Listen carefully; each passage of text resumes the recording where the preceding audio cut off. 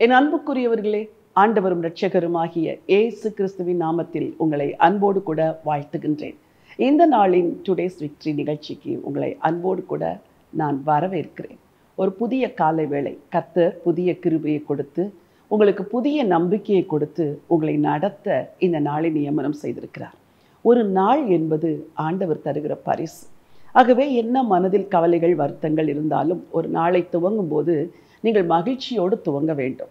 எப்படி இந்த நாளை நடத்துவேன், என்ன நடக்கும், இந்த கவலைகளை எல்லாம் ஒரு புறம் வைத்துவிட்டு கர்த்தர் என்னை நடத்துவார், கர்த்தர் என்னை ஆசீர்வதிப்பார் என்ற நம்பிக்கையோடு இந்த நாளை துவங்குங்கள். உலகத்தில் எல்லாரும் பெரிய பொருட்களைத்தான் விலையேற பெற்றதாய் நினைப்பார்கள். பெரிய மனிதர்களை எல்லாரும் பார்க்க விரும்புவார்கள். அவர்களை ஒரு உயர்ந்த நிலைமையில் வைத்து நோக்குவார்கள். ஆனால் ஆண்டவர் சிறிய காரியங்களை கூட மிகவும் விலையேற பெற்றதாய் மாற்றியிருக்கிறார். நம்முடைய சரீரம் இருக்கிறதே, இந்த சரீரத்தில் எத்தனையோ முக்கியமான உறுப்புகள் இருக்கிறது. ஆனால் இந்த மனிதனின் எல்லா அவயவங்களிலும் மிக சிறிய ஒரு அவயவம் அல்லது ஒரு உறுப்பு என்று ஒன்று உண்டென்றால் பீனியல் கிளாண்ட் என்ற ஒரு சுரப்பி இருக்கிறது. அது மூளையின் நடு பகுதியில் இருக்கிறது. அதன் எடை எவ்வளவு என்று கேட்டீர்கள் என்றால் அது ஒரு 100 மில்லிகிராம், அவ்வளவுதான் அதனுடைய எடை. சிறிய அளவிலான ஒரு கிளாண்ட். ஆனால் இந்த சிறிய சுரப்பித்தான் ஒரு மனிதன் தூங்க வேண்டும், விழிக்க வேண்டும் என்று அவனுக்கு கட்டளை கொடுக்கிறது. எப்படி ஒரு கடிகாரம் மாலை ஆனவுடன் இரவு ஆகிறது என்று காட்டுகிறதோ, காலை விடிந்தவுடன் விடியல் வந்துவிட்டது என்று காட்டுகிறதோ, அதே போல மனிதன் தூங்க வேண்டும், விழிக்க வேண்டும் என்ற கட்டுப்பாட்டை கையில் வைத்திருக்கிறது இந்த சிறிய அவயவம். ஆண்டவர் மனிதனை கட்டுப்படுத்த பல காரியங்களை வைத்திருந்தாலும் அவன் நன்றாய் நித்திரை செய்ய வேண்டும், அவன் எழும்ப வேண்டும், வேலை செய்ய வேண்டும் என்ற அவனுடைய வாழ்க்கை சுழற்சியை இந்த சிறிய சுரப்பியில் தான் வைத்திருக்கிறார். அதே போல உலகத்தில் எவ்வளவு அழகான சிறிய மலர்கள் மிகவும் இருதயத்தை கவர்கின்றன. முத்துக்களை பாருங்கள், மிக சிறியது ஆனால் விலையேற பெற்றது. ஆண்டவருடைய பார்வையில் பெரியதுதான் விலையேற பெற்றது, சிறியவைகளெல்லாம் மதிப்பற்றது என்று அல்ல.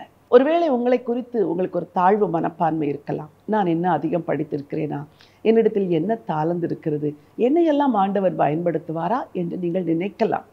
வேதத்தில் ஒரு அற்புதமான வசனம் இருக்கிறது, உங்களுக்காக வாசிக்க விரும்புகிறேன். ஏசாயா 60ஆம் அதிகாரம் 22வது வசனம். சின்னவன் 1000 சிறியவன் பலத்த ஜாதியுமாவான், கர்த்தராகிய நான் ஏற்ற காலத்தில் இதை தீவிரமாய் நடப்பிப்பேன்.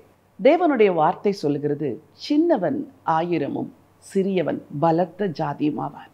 பெரியவன் 1000 உயர்ந்தவன் பலத்த ஜாதியுமாவான் என்று வேதம் சொல்லவில்லை. ஆபிரகாம் அடையாளமே தெரியாதிருந்த ஒரு தனி மனிதனாய் இருந்த பொழுது ஆண்டவர் அழைத்து அவரை பெரிய ஜாதியாய் மாற்றினார். தாவீது ஒரு ஆட்டு இடையனாய் இருந்த பொழுது ஆண்டவர் அவரை அழைத்து அவரை பெரிய ஜாதியாக்கினார். பல வேளைகளில் என்னை குறித்து நான் யோசிப்பேன். என் முற்பிதாக்கள் எல்லாம் எளிய குடும்பத்தை சார்ந்தவர்கள், சாதாரண ஒரு கிராமத்தில் வாழ்ந்தவர்கள்.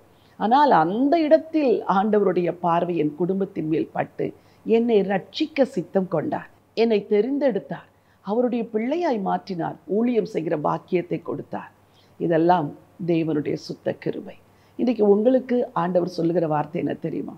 நீ ஒன்றுமில்லாதவன், தகுதியற்றவன், என்னிடத்தில் ஒரு தகுதியும் இல்லை, நான் ஒன்றுமில்லாதவள் என்ற எண்ணத்தை உன் மனதிலிருந்து எடுத்து போடு.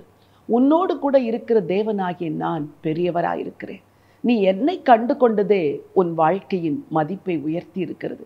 நீ என்னோடு வாழ்கிறாயே, உலகத்தில் நீதான் பெரியவன், நீதான் பெரியவள் என்று ஆண்டவர் உங்களுக்கு சொல்லுகிறார். இந்த நாளை துவங்கும் பொழுது இந்த நினைவோடு கூட துவங்குங்கள். சின்னவன் 1000 சிறியவன் பலத்த ஜாதியுமாவான். சிறியவர்களை தேவன் தெரிந்தெடுத்து பெரிய ஜாதியாக மாற்றுகிற கர்த்தர்.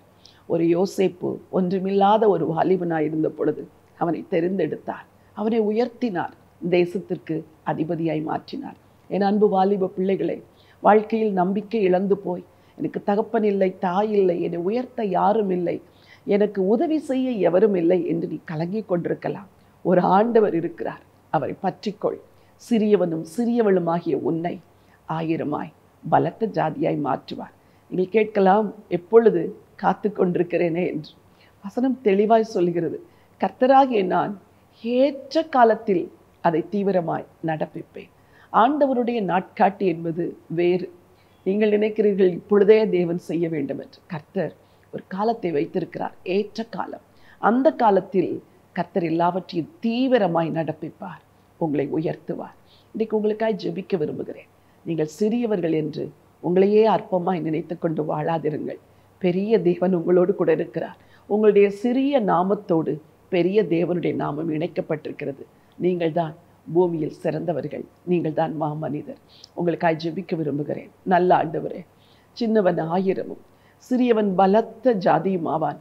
கர்த்தராகிய நான் ஏற்ற காலத்தில் அதை தீவிரமாய் நடப்பிப்பேன் என்று சொன்னீரே. தன்னை குறித்து குற்ற மனப்பான்மை, தாழ்வு மனப்பான்மையோடு வாழுகிற ஒவ்வொரு மகனையும், ஒவ்வொரு மகளையும், ஒவ்வொரு சகோதரனையும் சகோதரியும் உங்க கரத்தில் ஒப்பு கொடுக்கிறப்பா. ஆண்டவரே, சிறியவர்களை நீர் அற்பமாய் நினைக்கிறதில்லை. எளியவனை புழுதியிலிருந்து தூக்குகிறீர், சிறியவனை குப்பையிலிருந்து உயர்த்துகிறீர். ஆண்டவரே, அந்த தேவன் உடைய பிள்ளைகளை உயர்த்தும்படியா ஜெபிக்கிறேன். ஏற்ற காலத்தில் தீவிரமாய் நடப்பிப்பேன் என்று சொன்னீங்களே. உங்க பிள்ளைங்க வாழ்க்கையில தீவிரமாய் கிரியை செய்யுங்கப்பா. உங்க உயர்வு தீவிரமாய் வரட்டும். நீங்க குறித்த நாள் வரைக்கும் உடைய பிள்ளைகள் விசுவாசத்தை காத்துக்கொள்ள கர்த்தர் உதவி செய்ய வேண்டும் என்று சொல்லி ஜெபிக்கிறேன். என் வார்த்தையை கேட்கிற ஒவ்வொரு குடும்பத்தில் இருக்கிற தகப்பன் தாய்க்கு தயவு செய்யுங்க. பிள்ளைங்க வாழ்க்கையில ஏற்ற காலத்துல கர்த்தர் நல்ல உயர்வை கட்டளையிட்டு ஆண்டவரே உம்முடைய நாமத்தை மகிமைப்படுத்துங்க. இந்த குடும்பத்தார் எளிய குடும்பத்தாரப்பா.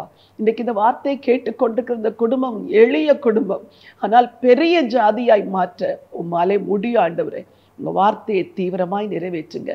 இந்த நாள் முழுவதும் பெரிய தேவன் உம்முடைய பிள்ளைகளோடு கூட இந்த வழி நடத்தும்படியா ஜெபிக்கிறேன். ஆண்டவர் இயேசுவின் நாமத்தில் வேண்டிக் கொள்கிறேன், நல்ல பிதாவே. ஆமென், ஆமென். என் அன்புக்குரியவர்களே, நீங்கள் சிறியவர்கள் என்று மனிதர்கள் உங்களை ஒதுக்கலாம். தேவன் உங்களை ஒதுக்குவதில்லை. உங்களை பெரிய ஜாதியாக்குவார். ஏற்ற காலத்தில் தீவிரமாய் அதை நடப்பிப்பார். இந்த நம்பிக்கையோடு இந்த நாளை துவங்குங்கள். இந்த நாள் ஒரு வெற்றியின் நாள். எனக்கு அருமையானவர்களே, பைபிள் கால்ஸ் மூலமாக ஒரு வேதாகம கல்லூரி நடந்து கொண்டிருக்கிறது. அதில் இந்த ஜூன் மாதத்திலிருந்து புதிய வகுப்புகளை நாங்கள் துவங்கி இருக்கிறோம். இதில் நேரடியாக வந்து படிக்கிறவர்கள் 6 மாதத்தில் வேதத்தை, முழு வேதத்தையும் கற்றுக்கொள்ள மிகப்பெரிய ஒரு வாய்ப்பை நாங்கள் கொடுக்கிறோம். நீங்கள் ஒருவேளை சென்னையிலும் சென்னையை சுற்றிலும் வசிப்பீர்கள் என்றால் தயவு செய்து திரையில் காணும் எண்ணுக்கு தொடர்பு கொண்டு உங்கள் பெயர்களை பதிவு செய்து கொண்டு இந்த வகுப்பில் வந்து இணைந்து கொள்ளுங்கள். நீங்கள் ஒருவேளை தூரத்திலிருந்து இந்த நிகழ்ச்சியை பார்த்து கொண்டிருந்தால் சென்னையிலும் சென்னையை சுற்றிலும் இருக்கிற உங்கள் நண்பர்களுக்கு, அறிமுகமானவர்களுக்கு இந்த வகுப்பை அறிமுகப்படுத்துங்கள். நேரடியான வகுப்பை இந்த ஜூன் மாதத்தில் துவங்குகிறோம். நேரலையிலான வகுப்பு, ஆன்லைன் கோர்ஸை ஜூலை மாதத்தின் கடைசியில் துவங்க இருக்கிறோம். ஒருவேளை நேரடியாக வர முடியவில்லை என்றால் இந்த ஆன்லைன் கோர்ஸில் நீங்கள் இணைந்து வேதத்தை கற்றுக்கொள்ள முடியும். ஏற்கனவே ஒரு ஆன்லைன் கோர்ஸ் நடந்து கொண்டிருக்கிறது. அதில் கிட்டத்தட்ட 170 பேர் படித்து கொண்டிருக்கிறார்கள். நீங்களும் இணைந்து கொள்ளுங்கள். வேதத்தின் மகத்துவங்களை கற்றுக்கொள்ள அரியதோர் வாய்ப்பு. தயவு செய்து இந்த தருணத்தை நழுவ விடாதிருங்கள். திரையில் காணும் எண்ணுக்கு தொடர்பு கொள்ளுங்கள் அல்லது இமெயில் மூலமாய் எங்களுக்கு தொடர்பு கொள்ளுங்கள். உங்கள் பெயர்களை பதிவிடுங்கள். இணைந்து வேதத்தை கற்றுக்கொள்ளுங்கள். வளமாக வாழ்வீர்கள். God bless you.